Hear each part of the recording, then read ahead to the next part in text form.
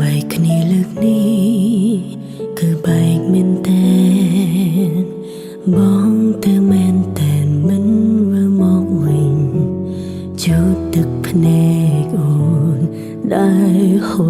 របែកគ្នាលើកនេះលែងអាចបន្ត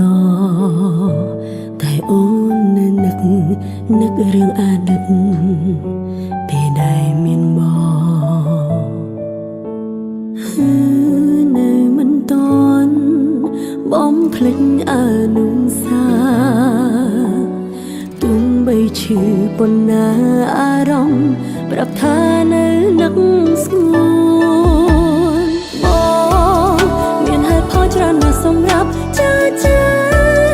តែមិនមានហេតុផលដើម្បីវល់វិញវារកមនុស្សម្នាក់ដែលមិនអាចបំភ្លេចថ្លៃអូព្យាយាមហើយតែមិនអាចឈប់រីករាយទឹកភ្នែកហូរព្រោះភាពឈឺចាប់ស្ទើររៀងរាល់ថ្ងៃរងចាំបងទាំងដឹងមិនអាចដូចដែរ